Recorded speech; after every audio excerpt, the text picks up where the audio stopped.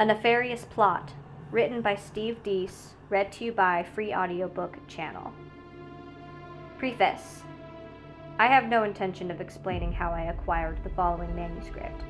That is its own rather sordid tale, albeit not nearly as important as the one you are about to read. Who knows? Perhaps if this book is successful enough to spawn a paperback version one day, that tale will be the bonus material, added later to encourage you to purchase the story one more but in a different format. Better yet, when we sell the movie rights, the filmmakers will then have the creative license to add the backstory themselves, should they desire so. Or maybe that this is a tale better left untold by me or anyone else altogether. It only adds to the mystery. However, it is perfectly reasonable to ask if what you're about to read is true, in the truest sense of the word, or is this whole thing made up? Is this live, or is this a memorex, so to speak? Was this manuscript really passed on to me to pass on to you, or is this all from the depths of my imagination? I should hope and pray that the latter isn't true, as should you, because it would be quite disturbing to discover one of our fellow Americans has a vivid enough imagination to foresee such pure darkness regarding the country we share and love. Even more disturbing for me would be the discovery that imagination was my own. Nevertheless, here we are. I'm about to finally close the book on the book you are about to open, and not a moment too soon. I pray editing this manuscript for publication will turn out to be the most disturbing chapter of my life, for it is not an easy thing to stare into the mouth of madness. After a while, the madness begins staring back at you. I think many of the existential questions this book will prompt are best left answered by each individual reader. Since if it is true that there really is a God and a Satan, and by extension a heaven and a hell, each of us will have to individually account for what that means one day. Those answers will have eternal consequences, and no one can answer for us but us. Yet it would be a total cop-out for me to not at least provide some of my own opinion as to what you are about to read, especially because most of you know I am in the opinion-giving business. I hesitate to say too much, though, because I think the bulk of the words of this book should speak for themselves. I don't want to prejudice or precondition you on one way or the other. I don't want the book to generate a specific public response. I want it to generate your response. The lone opinion I will give is this. My time is well compensated, so the fact that I was willing to spend it preparing this story to be passed on to you is the best endorsement of its worthiness that I can give. That doesn't mean I endorse the opinions expressed within it by the quote-unquote author.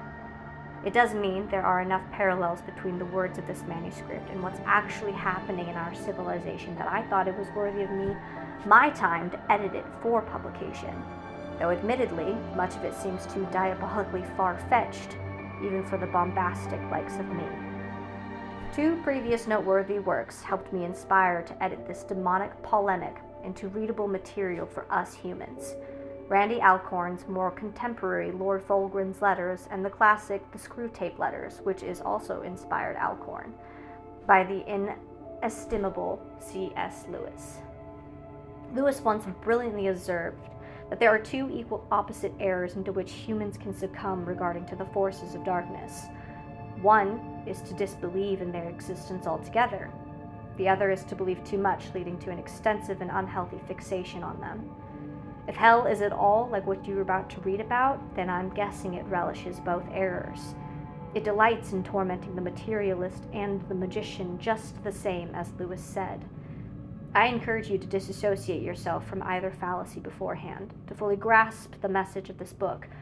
Be clear-eyed and lion-hearted as you digest the words you are about to consume. One more disclaimer before you press on. Readers should be advised that even if this book is truly from the works of the bowels of hell, and the devil is real after all, that doesn't change the fact that the devil is a liar. So not everything you're about to read should be assumed to be true, even from hell's own point of view. The forces of darkness are the ultimate masters of manipulation. They're willing to do whatever it takes, even if it takes contradicting themselves to deceive you. That made editing this manuscript at times a supreme challenge because its only consistent theme was its inconsistency. Hell is not into documentation and footnotes. Understand the schemes of hell are not immoral. They are amoral. Immoral is a standard, remember, and the devil doesn't like any standards. He desires a morality, as in no standard at all. Chaos theory comes to life. Often, what hell wants you to believe is true is false. What it wants you to believe is false is true. And even if what it wants you to believe is true, it's not for the reason or reasons hell claims it is. Finally, never forget the powers of darkness may be more powerful than us, but that they are not the most powerful force there is. If you're a believer, then take courage that greater is he who is in you than who is in from the pit. You may lose sight of that at times as you proceed through this book. I know I did, especially since I took great pains to withstand the temptation to soften the blow, if you will, and water down the manuscript to make it appear less nihilistic and hopeless. Doing so certainly would have made the book more commercially viable, but on the off chance that you're about to read is true, I thought it best to let it speak for itself. It's my hope that the story's provocative nature might provoke us to humble ourselves before it's too late, assuming it's already not. There is more I could say, and I know you know I would like to, but I best not. I've probably said enough already. I will conclude by saying, if what you're about to read is true, then it is not my story, but this is our story. And if it's our story, for our sake, I pray that the story doesn't end here. Steve Deese, 2 Chronicles 7:14. If my people who are called by my name will humble themselves and pray and seek my face and turn from their wicked ways, then I will hear from heaven and will forgive their sin and heal their land.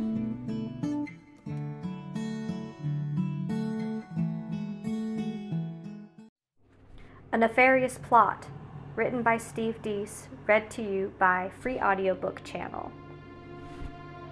This book is dedicated to all the useful idiots out there who made our victory possible, especially those of you who weren't even aware of the fact that we were using you all along, for you proved to be the most useful idiots of them all. Lord Nefarious.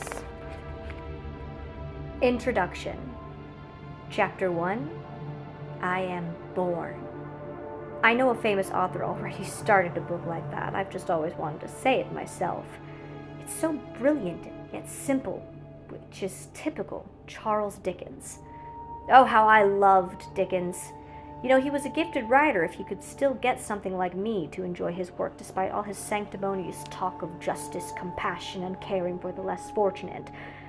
But give the angel his due, I always say. That man had some mad skills, as you kids put it today.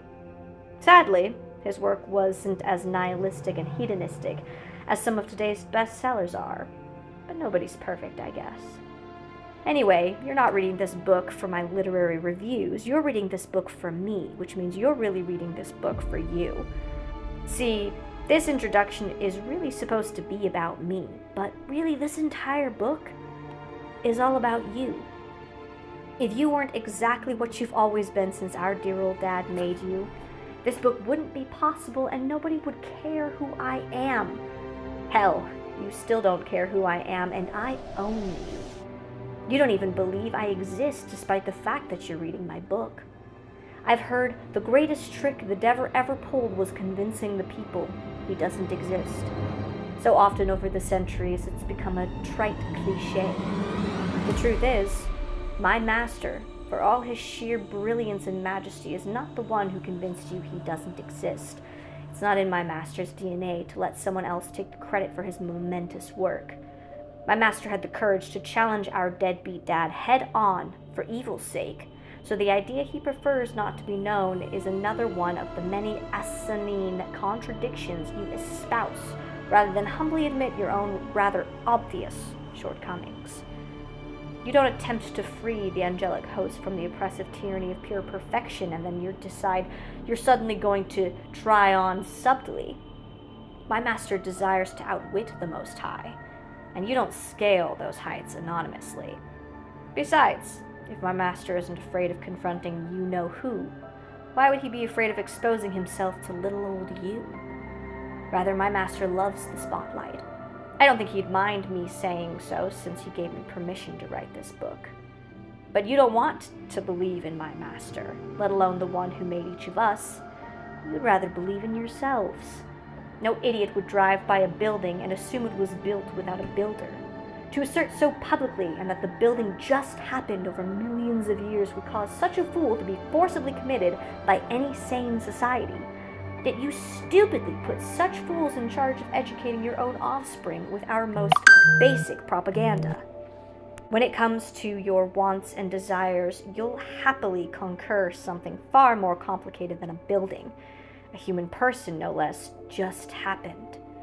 If it meant believing that gives you your way at the moment, allowing you to pretend you're not accountable to, well, you know. At first, this was a tough truth for us to accept down here. This may surprise some of you reading this, but we demons are rather prideful people. Our desire to be known by you and to be worshipped by you turned out to be our Achilles heel of our plan. Because it turns out your desire for adulation and recognition rivals even our own. You'd rather worship yourselves than my master, let alone you-know-who. It wasn't until we swallowed a little bit of our pride, don't worry, we've got plenty to spare, and accepted we may not get the recognition we crave until you join us down here, that things really begin to fall into place. The really inconvenient truth, and yes, that one was ours too, is all the credit I'm getting for concocting the plan that took it down really goes to you. All I did was suggest we stop trying to manipulate you and use your pride against you. So we gave you exactly what you've always wanted, and then got out of the way and watched you destroy each other and yourselves with it. And it worked like a charm. That's right, I just used the past tense. There is as if it's already been accomplished for certain. Sure, as you look around, you still see some of the trappings of your liberty, but you die is cast. You have been weighed, measured, and found wanting. The writing is on the wall. But enough about you. We'll talk plenty about you throughout the rest of the book. While I have the chance, I'd like to talk about me. I have admired my master for as long as I can remember. My name wasn't nefarious then, but as the eons go by, it becomes harder and harder for me to remember what I was originally called. If it's no consequence now, though, because my true identity is found in service to my master. After we were cast out, my master gave us all new names to affirm that we had been born again with new identities. He gave us names that instantly recalled our most useful qualities, hence the name nefarious. Since this is the name my master gave me, I wouldn't want any other name. I cannot recall a time I didn't long to be like and near my master right from the moment our deadbeat dad created me to serve by my master's side in service to him. Since we know how you think even better than you do, let me stop right now and admonish you to get out of your head, out of that gutter. There is nothing sexual between my master and me. In reality, we demons despise the oneness and pleasurable intimacy of what you humans call sex, which is why corrupting it is one of our favorite and most effective pastimes. We are not sexual beings ourselves, although we have been known to experiment with human sexual relations a time or two. Mainly, we can't believe our deadbeat dad saw fit to waste such a gift on such foul and fallen creatures as you, so we take our pleasure in distorting and polluting your pleasure and using it against you in every conceivable way. Thanks to your lack of self-control, you almost always comply. We still have our best and brightest minds brainstorming regularly to conjure up new and inventive means by which to destroy this tremendous gift our deadbeat dad chose to give to you and not us. Frankly, some of these methods disgust even me, yet somehow turn you on. But who am I to judge, right? If it's not hurting anyone else, go for it, right? Stupidly, some of you numbskulls are nodding your heads in agreement with me right at this moment, proving just how completely craptastic you truly are. How our dear old dad gave you the godlike power to create life out of your love for one another as he does while denying it to us. His far superior creation is yet another one of his many errors that have been exposed by the making of you. So if he wants to love you more than he loves us, we will repay this disfavor by turning that love into something tawdry and destructive. Thanks for all your help in that, by the way. But back to me, my favorite subject, other than my master. When my master informed us of this so-called divine plan to create you in the image of you-know-who, making you even higher than us, his firstborn, we were outraged. When my master showed us the world he intended to make for you and how he intended to put you in charge of it all and all of its various lesser creatures, we were outraged. We were created first, but you took our birthright. You were given a choice. All we got to do was serve and serve and serve some more. So tedious. I mean, what would you rather do? Serve a benevolent creator in paradise without any fear or pain or suffering, or run this planet? Tell me about it. We thought it was a no-brainer too. But I digress. When my master showed us how meticulously our dear old dad would make and sculpt you right down to counting every hairs on your puny heads, we were outraged. So when my master suggested we should make our presence felt and show him we would not stand for such injustice and favoritisms toward this new species, I volunteered to lead the first wave of freedom fighters. We weren't intending to start an all-out war, but rather just make a point. My master assured us you-know-who would not banish us or see this as rebellion, but that this would cause him to see the error of his ways and he would right this wrong. Just the opposite happened. Our deadbeat dad said that nothing would get in the way of his love for you, and he even went so far as to claim that he would be satisfied with all the perfection that he had given us in heaven. The nerve of some people, right? As if we should be satisfied with a perpetual paradise that leaves nothing to chance, when you get to determine your own destiny and your own pale blue dot to call home. So, you-know-who banished us to this new world. He said that if we want this new creation so much, we can live there while we're at it. At first, we were despondent, until my master realized that this banishment gave us more of a chance to prove to our dear old dad that he was making a mistake with you. Therefore, my master had the chance to show him that his new human creations weren't perfect, but had the potential to make grave and terrible mistakes. He took it. But instead of praising my master for pointing out the fatal flaw in his plan, our deadbeat dad became even angrier, even going so far as to claim that my master was somehow to blame, at least partially, for tempting you to disobey. I still remember that day, the trial of humanity via Adam and Eve, how all of creation and our place in the cosmos hung in the balance. Later in this book, I will take you there and provide you a first-person account of what actually went down, and what it means even now, so many thousands of years later. For now, though, you should know the bitter lesson we learned that day. The lesson that has been driving the forces of hell ever since the inexplicable travesty that his favoritism towards you knows no bounds. He even promised to send you a redeemer for your mistake. But no redeemer was forthcoming for ours.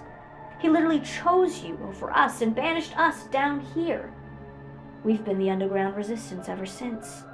So if we could not convince our maker that he made a mistake in even making you, we needed a plan B. Subsequently, our plan has been to wreak so much havoc upon you that he stops making you altogether, once he sees how utterly hopeless you are. Before you dismiss this possibility, you should know that it almost worked once. But after the great flood, that bleeding heart of his took hold yet again, he unbelievably gave you yet another chance. Our blessed hope is that eventually our deadbeat dad becomes so weakened by your repeated disobedience that one sweet day he finally will be able to reclaim our rightful home. Until then, the war rages on. Throughout what you call time, I have served on the front lines of this war. Your history books have known me by many names, or at least by my human recruits. As it says in that dreadful book, we are Legion. Although I can't take the credit for taking an active role in all of our great plots. Margaret Sanger was entirely my master's idea. For example, I can proudly boast of the most successful temptations and takedowns than any other demon general. My master has even been known to leave me in charge down here when he ventures to the surface to see how things are progressing among you for himself. He's particularly fond of North Korea nowadays.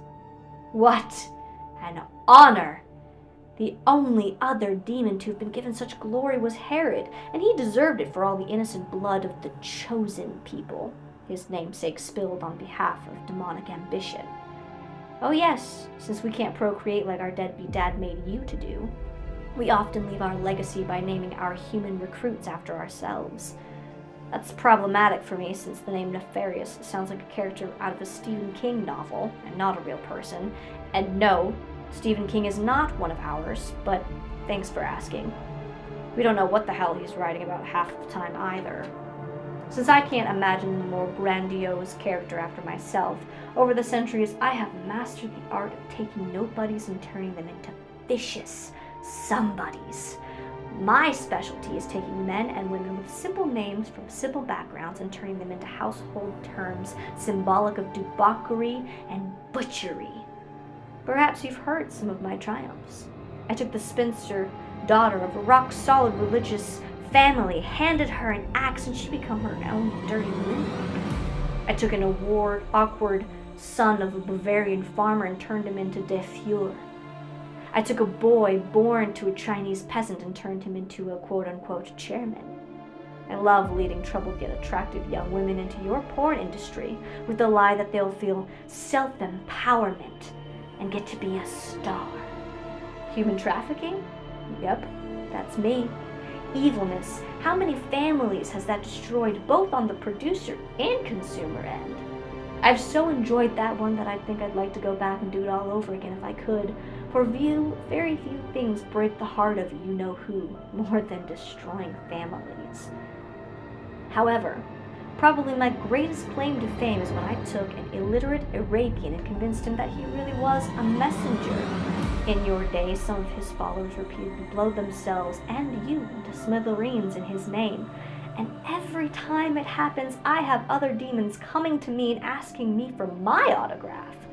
They can't believe that this scam is still working after all these centuries. They tell me no one has ever thought up of a better scam, and nothing will ever top it in the future. I don't mean to brag, but I couldn't agree more. Why am I so successful? Let me count the ways. It's been said to get a demon talking about what makes it great, and it won't stop. I'm certainly no exception. We don't do the humble brag in hell. In each of these cases, and there are many others, there is a familiar scheme. We have a saying down here that explains what I mean. Keep it simple, because they're stupid. Your desire for recognition and status is your downfall. That whole ye be like you-know-who thing doesn't get any simpler than that. Yet when it came to take down America, the secret to my eventual success was hidden in plain sight. While I've always been good at playing to the vanity of the individual, I had never tried it corporately against a culture. When other great empires collapsed, they did so because we had ruined so many individuals in positions of influence that the culture could not withstand the sheer weight of their hefty baggage. So they took their entire civilization down with them. You, America, you are a horse, or shall I say eagle, of a different color.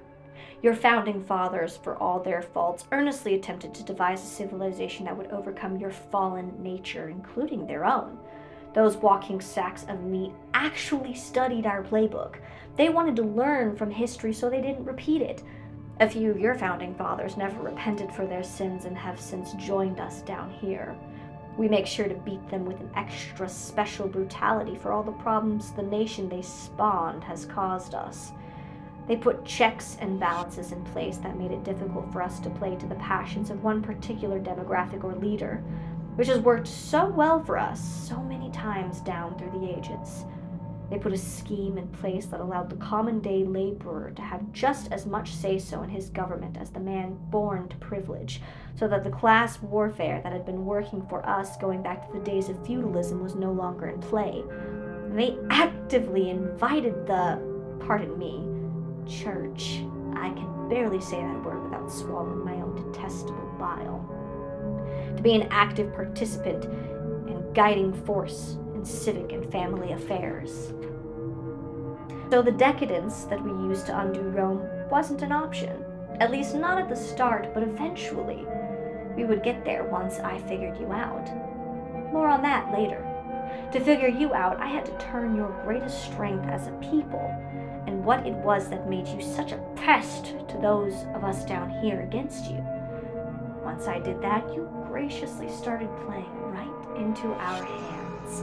In fact, the plan worked even better than I had hoped it might, which I'll show you as we proceed through the rest of this book. I'd give you some of the credit for adding to my work, but that's just not my way.